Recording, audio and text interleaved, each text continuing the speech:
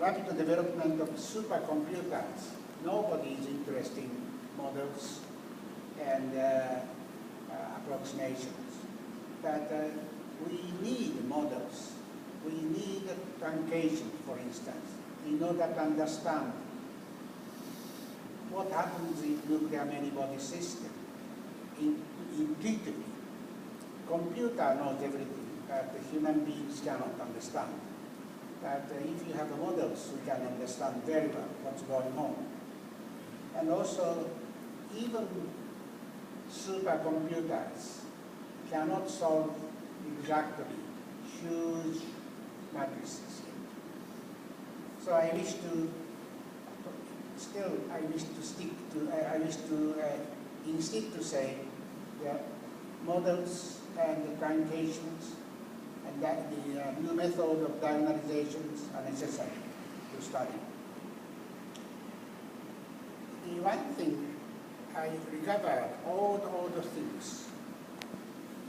Namely, let us consider a shell model Hamiltonian HI with the dimension D, capital D, and total spin I. We assume the Hamiltonian consists of two body, maybe three body, few body interactions. Then the distribution of eigenvalues of shell model Hamiltonians with two body and three body, few body interactions has been well known to be Gaussian. This is a new discovery of myself. I forgot this fact. This fact was discovered already 50 years ago by Giorgino's teacher, French.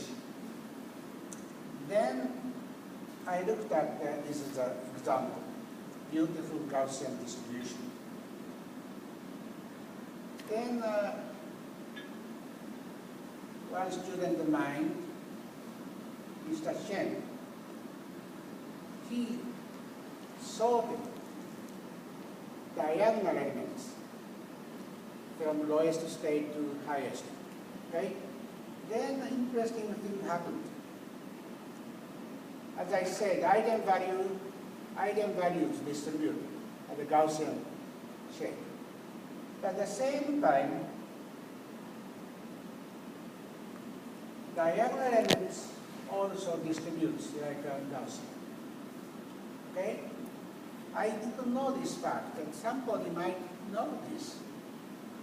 This part is well known, but this part, at least to me, it's not so well known. So I was happy to discover this fact. Once this is discovered,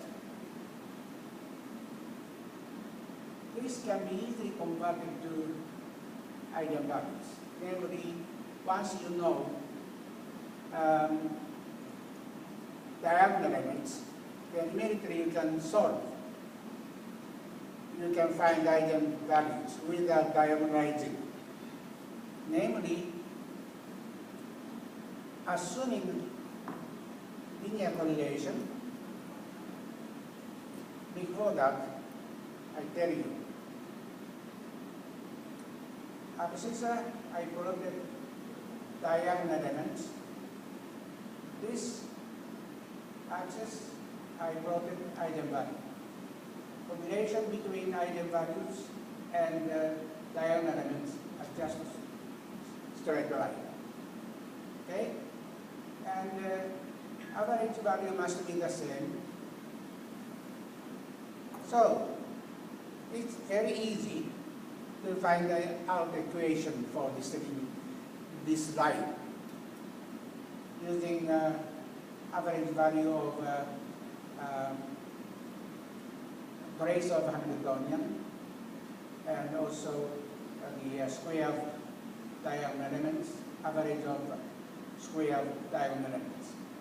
Using those two quantities, you can find alpha and beta. I was very happy, but unfortunately, as far as energies around the medieval, around the medium energies, let's go back. This part, I eigenvalues are very well explained by diagonal elements only. But this part, you see some slight deviation.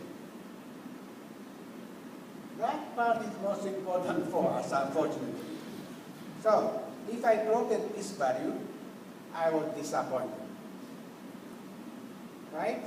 Roughly speaking, without solving any secular equations, I can guess the ground state energy for each spin, lowest eigenvalues of each spin. That, roughly speaking, correct. But nuclear physicists want to know more precisely eigenvalues. So therefore, I tried to introduce sort of new method to predict the ground state energy or the lowest energy of each spin. Later I have some discussion about that. Then, next question is, what is the influence of sorting of diagonal elements? Where we can see the effect of sorting from lowest HII to highest HII diagonal elements. Without sorting, non-diagonal elements are scattered along the diagonal element very uniformly or randomly. But once you sort diagonal elements, then all non-diagonal elements are redistributed. The larger matrix elements are just along the diagonal element. And if some non-diagonal element is far from the diagonal element, then they are very small. Okay? So only thing which we worry must be non-diagonal elements along diagonal line. So usually we use single particle energies to order configurations. Okay? But I recommend you to use this sorting procedure to find the lower states. Namely, the sorting procedure of diagonal elements redistributes non-diagonal elements more systematically. Large non-diagonal elements are found in the narrow band near the diagonal element. Near narrow bands mean this one. So those can be ignored. But if you use usual way, using single particle energies, then non-diagonal elements are just uniformly distributed.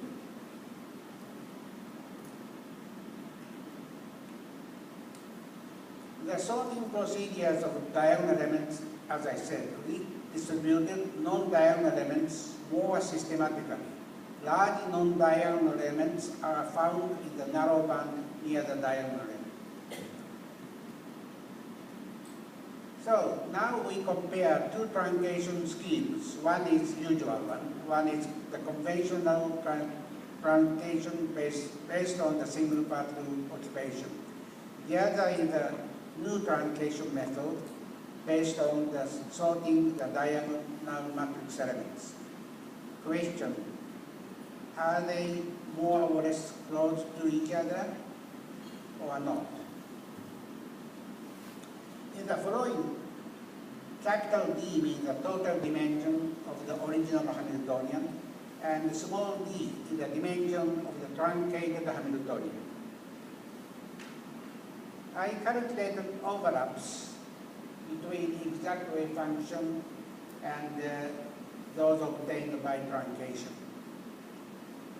Usual way, here I plotted in terms of logarithm of capital D over D.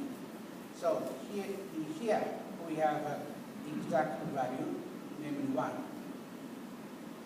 But if we have truncation, overlap is not really one. However, if we use conventional method, then overlap, the points are not continuously, smoothly continued.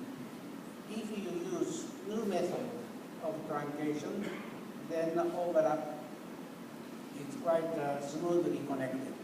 So then, therefore, it is easier to introduce an extrapolation method to predict exact eigenvalues because the red curves are more smoothly connected.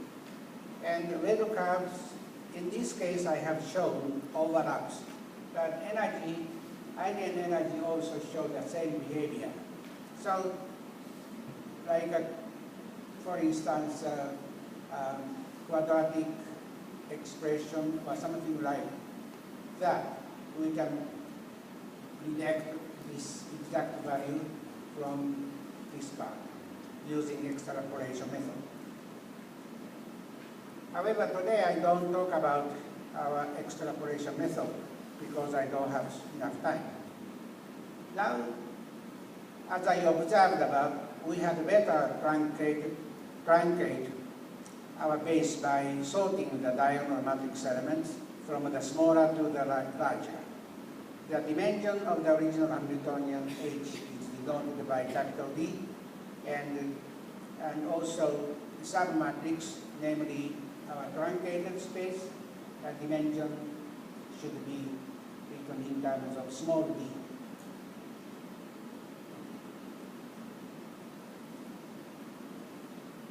Namely, our Hamiltonian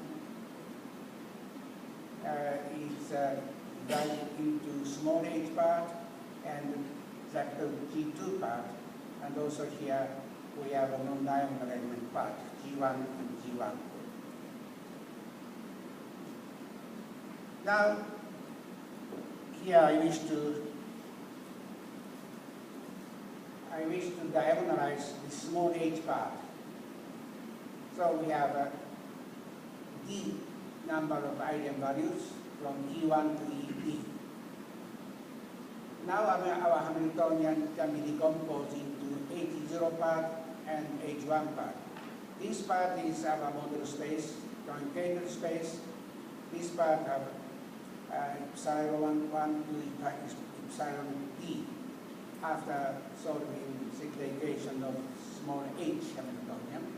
But here I have just taken only diagonal elements, and now all the non-diagonal elements are put in this H1 part.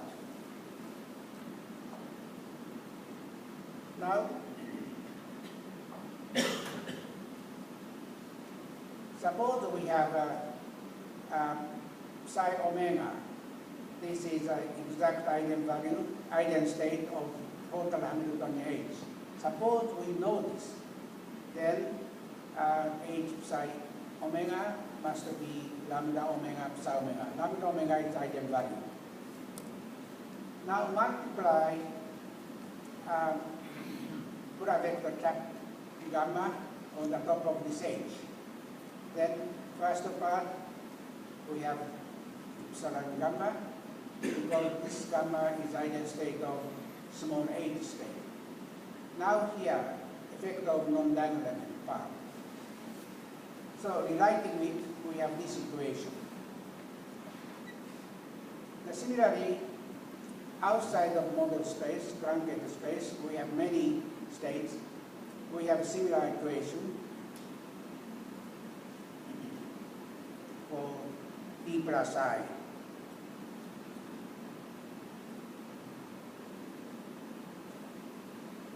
Now, H1 was non-diagonal element, Hamiltonian non-diagonal elements. So this must be transferred into new H wing Ij plus D. This connects our truncated space with outside. So now this this part can rewrite it like this. This part, gamma state, is connected with outside of our model space, D plus I. Similarly, this part can be rewritten in this way. Here, H1 brings back to D plus I, namely one vector outside of model space, outside of our truncated space, into our truncated space, and also outside states.